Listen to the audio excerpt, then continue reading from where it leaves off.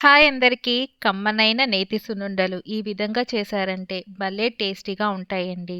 ఈ సున్నుండలు ప్రిపేర్ చేసుకునేటప్పుడు ఇంట్లో చేసిన నెయ్యి అయితే సున్నుండలు ఇంకా టేస్టీగా ఉంటుందండి. ఒకసారి మీరు కూడా సింపుల్‌గా ట్రై చేయండి. ముందుగా స్టవ్ వెలిగించుకొని ఒక బాండీ పెట్టేసుకొని 2 కప్పుల దాకా మినపగుళ్ళను వేసుకోండి. అలాగే దీంట్లో ఒక 2 టేబుల్ స్పూన్ల దాకా బియ్యాన్ని వేసుకోండి. బియ్యం వేసుకోవడం వలన మనకి సున్నుండలు చేశాక సున్నుండలు తినేటప్పుడు మనకి నోటికి చుట్టుకోకుండా ఉంటుందండి. అందుకోసం బియ్యం యాడ్ చేసుకోవాలి.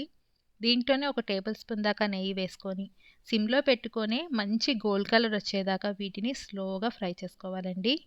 ఇది ఎక్కువ సేపే టైం పడుతుందండి. ఎంత స్లోగా ఫ్రై చేస్తే లోపల వరకు కూడా చక్కగా మనకి ఫ్రై అయ్యి టేస్ట్ అనేది చాలా బావుంటుంది. ఎంత వీలైతే అంత సిమ్‌లో పెట్టుకొని ఫ్రై చేసుకోండి. చూడండి కలర్ అనేది చేంజ్ అయిపోయి చక్కగా ఈ విధంగా ఫ్రై అయిపోయాయండి. ఈ టైంలో మనం స్టవ్ అనేది ఆఫ్ చేసేసుకొని వీటిని పూర్తిగా చల్లారనివ్వాలి. వీటిని మనం డైరెక్ట్‌గా మరపట్టించేసుకోవచ్చు. ఎక్కువ మోతాదులో అయితే మనం మరపట్టించుకోవచ్చండి. తక్కువ చేసుకునేటప్పుడు ఇంట్లోనే ఇలా మిక్సీ జార్‌లోకి వేసుకొని మెత్తని పొడిలా చేసుకోవచ్చు. మిక్సీ జార్‌లోకి కొద్ది కొద్దిగా వీటిని వేసుకొని ఇప్పుడు మనం ఎక్కువ సేపు బ్లెండ్ చేసుకుంటే పొడిలా తయారవుతుందండి. మిక్సీ జార్‌లో వేసుకునేటప్పుడు మిక్సీ జార్ అనేది మనం పొడిలు వేసుకునే మిక్సీ జార్ అయితే మనకి చక్కగా పొడిల్లే తయారవుతుందండి. ఒక జల్లెడ పెట్టేసుకొని తర్వాత మనం మిక్సీ పట్టి పెట్టుకున్న ఈ పిండంతా కూడా జల్లించేసుకోండి. ఎందుకంటే మధ్యలో రవ్వ రవ్వగా ఉంటుందండి. ఇలా జల్లించుకోవడం వలన పిండి మరియు రవ్వ సెపరేట్ అయిపోతుంది. చూడండి ఇలా రవ్వ వచ్చేసింది కదా! మళ్ళీ మిక్సీ జార్‌లోకి వేసుకోండి. దీంట్లోనే 4 యాలక్కాయల దాకా వేసుకొని మళ్ళీ మెత్తగా గ్రైండ్ చేసుకోండి. ఈసారి మనం జల్లించుకోవాల్సిన పని లేదండి. సాఫ్ట్‌గానే తయారైపోతుంది.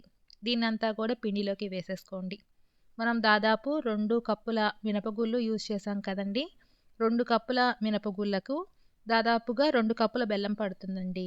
బెల్లం క్వాంటిటీ గనక తగ్గించుకోగలిగితే ఇంకొక అరకప్పు దాకా తగ్గించుకొని కప్పున్నర దాకా బెల్లాన్ని వేసుకోవచ్చు.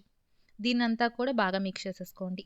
పిండిలోకి ఈ బెల్లం అంతా కూడా పట్టించేసేసుకున్నాక మళ్ళీ మిక్సీ జార్ తీసుకోండి. మిక్సీ జార్‌లోకి పిండిని కొద్ది కొద్దిగా వేసుకుంటూ బెల్లంతో సహా సాఫ్ట్‌గా బ్లెండ్ చేసుకోవాలండి. ఎక్కువసేపు మిక్సీ పట్టకూడదు. జస్ట్ కొంచెం సాఫ్ట్‌గా తయారవుతే సరిపోతుంది. ఇప్పుడు సాఫ్ట్‌గా తయారైన పిండిని మనం ఒక మిక్సింగ్ బౌల్‌లోకి వేసేసుకోండి.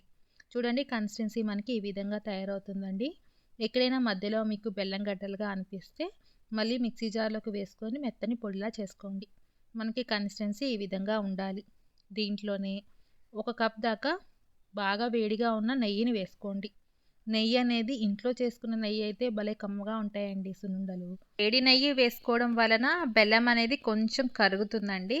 అందుకోసమే వేడి నెయ్యి అనేది కంపల్సరీగా వేసుకోవాలి. ముందుగా దీన్నంతా కూడా ఇలా బాగా మిక్స్ చేసుకోవాలండి. చేత్తో చెయ్యి కాలుతుంది అనిపిస్తే గెరిటతో మిక్స్ చేసేసుకొని తర్వాత చేత్తో ఇలా గట్టిగా ప్రెస్ చేస్తూ లడ్డూలా చుట్టేసుకోండి. పిండికంతా కూడా చక్కగా నెయ్యి పట్టించేసేసుకొని లడ్డూలా చుట్టేసుకోండి. ఇలా మీకు నచ్చిన సైజులో సున్నుండలు ఇలా చుట్టేసుకోవచ్చు. చుట్టుకున్న సున్నుండలు మనం ఒక ప్లేట్లోకి తీసుకొని పూర్తిగా చల్లారనిచ్చేసి మనం సర్వ్ చేసేసుకోవడమే అండి. టేస్ట్ అయితే సూపర్‌గా ఉంటాయండి. ఇంట్లో చేసుకున్నవి ఎంత కమ్మగా ఉంటాయో గదా! మీరు గూడా ఒకసారి సింపుల్‌గా ఇలా చూసి ట్రై చేయండి. చాలా చాలా బావుంటాయండి. నచ్చితే గనక ఒక లైక్ చేసి సబ్స్క్రైబ్ చేయండి. Thank you.